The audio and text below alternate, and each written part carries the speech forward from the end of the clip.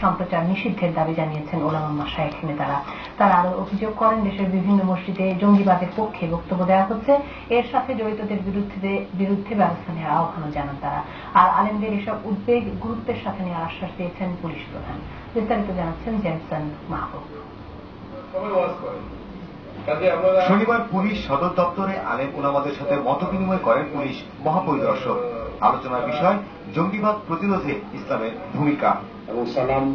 অনুষ্ঠানে উপস্থিত আলেম নেতারা অভিযোগ করেন, ধর্মকে ব্যবহার করে অনেকেই জঙ্গিবাদকে উস্কে দেওয়ার অপচেষ্টায় নেমেছে।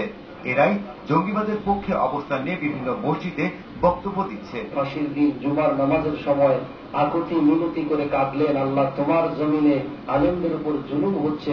এই কথাগুলো বলে যারা মানুষকে সুশ্রী দিচ্ছে, আরেকদিকে নিচ্ছে, এরা কারা? এদেরকে চিহ্নিত করতে হবে। জঙ্গি শব্দটা কিন্তু ইসলাম বিরোধী শব্দ না, এদেরকে জঙ্গি বলা যাবে না, এদেরকে বলতে হবে সন্ত্রাসী।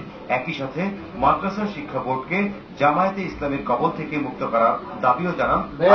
মাদ্রাসা বোর্ডে এখনো অনেক বই বিভিন্ন ভাবে কায়দা মতো মৌদুদিবাদের প্রচার চলতেছে, ওরা কোন বদলে ফেলছে। আলেমদের বক্তব্যের জবাবে পুলিশ মহাপরিদর্শক বলেন, পুলিশ ও আইন শৃঙ্খলা বাহিনীর পক্ষে এককভাবে জঙ্গি দমন সম্ভব নয়। এজন্য সবাইকে সচেতন এবং ঐক্যবদ্ধ হতে হবে।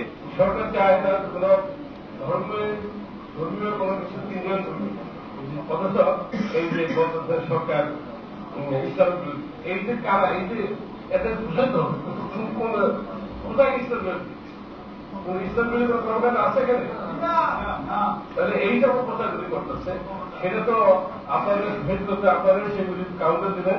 ধর্মীয় উস্কানি দেওয়ার অভিযোগে পিস টিভি বন্ধের দাবির বিষয়টি সরকারের সিদ্ধান্তের উপর নির্ভর করে বলে জানান পুলিশ মহাপরিদর্শক। নির্দিষ্ট আপনারা যদি পয়েন্ট আকারে দিয়ে সরকারের তথ্য মন্ত্রণালয়ের মাননীয় তথ্যমন্ত্রীর কাছে দেন, আমরা তথ্যমন্ত্রীকে বলবো, সেটা দেখে সব যাচাই বাছাই করে যদি মনে হয় ইসলাম বিরোধী কোনো প্রচারণা হচ্ছে, জঙ্গিবাদের উস্কানি দেওয়া হচ্ছে, তাহলে আমরা মনে করি এটা মনে সেটা বন্ধ করে দেওয়া উচিত।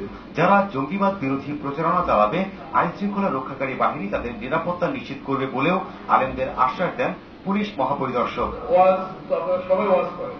জেমসন মাহবুব, ৭১, ঢাকা।